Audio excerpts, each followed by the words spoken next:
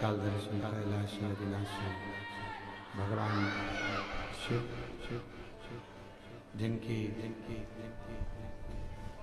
पुनीत पावन पवित्र शिव महापुराण की कथा बाबा देवादिदेव महादेव की कृपा से, करुणा से, उनकी उदारता से श्रवण करने का सौभाग्य प्राप्त हुआ है। जलगांव की ये पवित्र पावन भूमि, संतों की धरा, महाराष्ट्र, जहाँ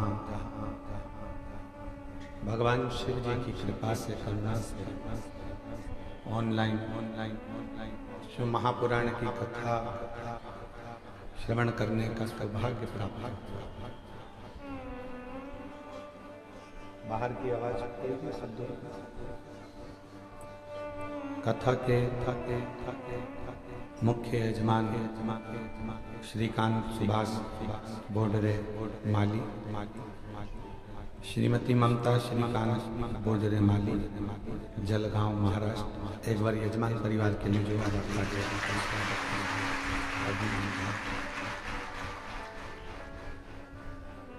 बाबा देवादिदेव महादेव की ये पवित्र कथा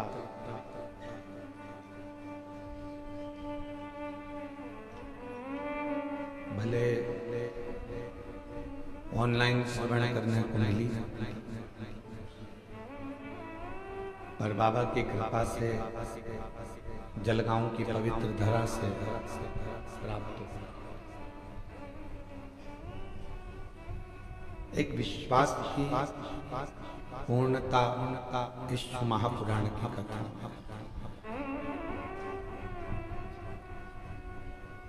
आप कुछ लेकर कथा में से जाएं ना जाएं, पर भरोसा लेकर जरूर जाना कि 3 महीने में बाबा वापिस झोली भर दे।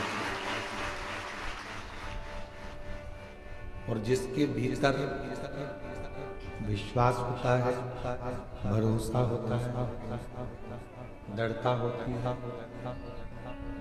फिर वो अपनी जिंदगी को सार्थक करता है। 3 चीजें हैं। पहले नंबर पर है नसीब, दूसरे नंबर पर बदनसीब और तीसरे नंबर पर खुशनसीब।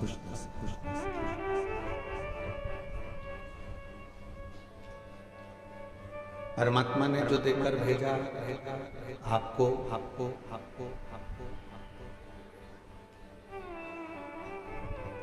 जो भी परमात्मा ने आपको दिया वो आपका नसीब है।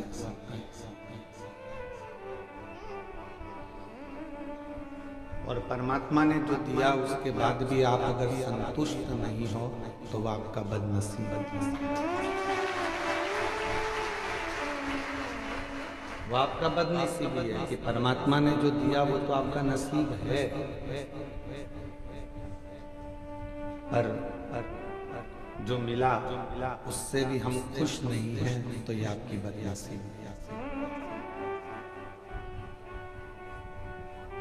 जो मिला उसमें संतुष्टि है तो समझ लो आप खुश नसीब हो।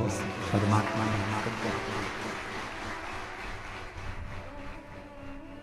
आज दुनिया के लोगों की सबसे बड़ी तकलीफ ये है कि जितना है उसमें संतुष्टि नहीं।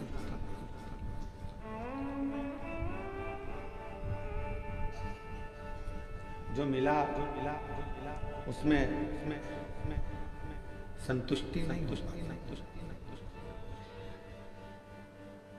और उसमें संतुष्टि बहुत जरूरी है।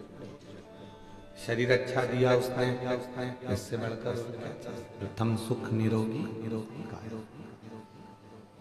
परिवार अच्छा दे दिया, पत्नी पति बच्चे कुटुंब माता पिता सब अच्छे मिल गए, ये उसकी कृपा है।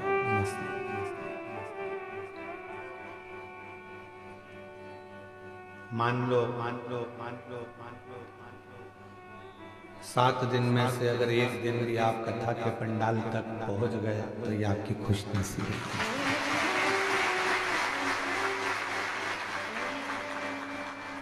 कहीं उसकी कृपा है, करुणा है, उसकी उदारता है।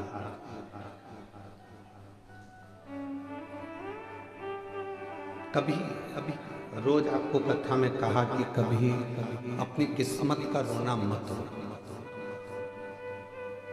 मैं इतनी परेशान, मैं इतनी दुखी, मैं इतनी तकलीफ में, मैं इतनी कष्ट में, मुझे ये तकलीफ है, मुझे वो तकलीफ। बाबा के पास जाओ, एक लोटा जल चढ़ाओ और अपने आप को खुश नसीब समझो कि जो दिया परमात्मा ने वो कम नहीं।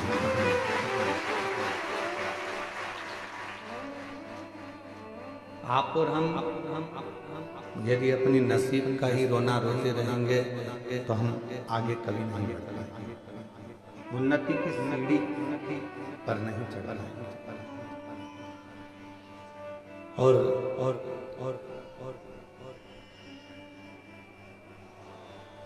भगवान को तो रोज धन्यवाद दिया करो जाकर कि तेरी उदारता, तेरी करुणा, तेरी कृपा इतनी है कि तूने हमको संभाल रखा है। इस कलिकाल में, घोर कलियुग, कितने बड़े बड़े उपद्रव मच रहे हैं। कहीं दंगा हो रहा तो कहीं पर कुछ हो रहा तो कहीं लोग पर्वत धस रहे हैं, कहीं पानी भरा रहा है, कहीं बाढ़ आ रही है, कहीं बिजली गिर रही है, कहीं कुछ हो रहा है और लोग तकलीफ हो। शिव की बड़ी कृपा। और हमने पहले भी कथा में कहा था कि महाराष्ट्र वालों पर तो शंकर भगवान की बहुत ही ज्यादा, पूरी दुनिया के सबसे ज्यादा ज्योतिर्लिंग अगर कहीं पर हैं तो वो महाराष्ट्र की पवित्र भूमि। कभी कभी तो हमको जलन होती तुमसे कि इतने सारे ज्योतिर्लिंग और महाराष्ट्र पवित्र भूमि है महाराष्ट्र। और ये कोई पिछले जन्म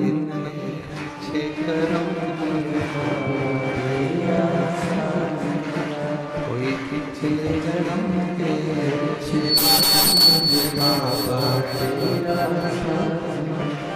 जहाँ सारी दुनिया झुकती है मुझे वो आली दरबार।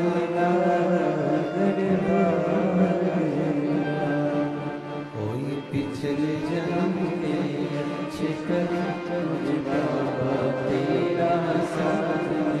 कोई पिछले जन्म के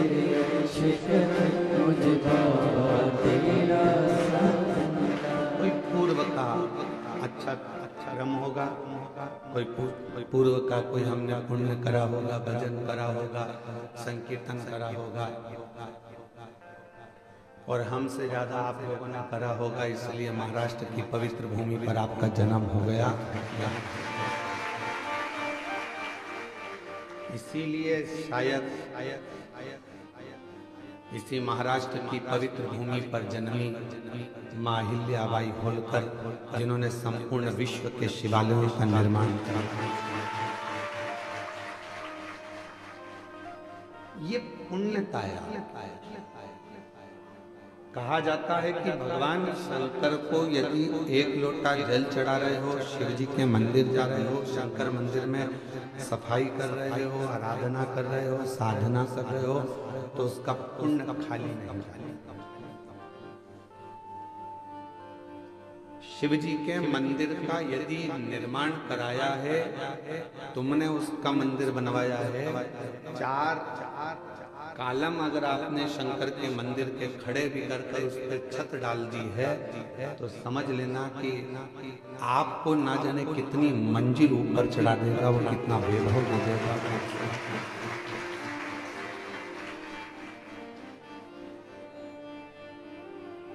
शिव की आराधना करने से पहले, शंकर भगवान की कथा श्रवण करने से पहले या शिव से जुड़ने से पहले का समय निकाल कर देखो कि आपकी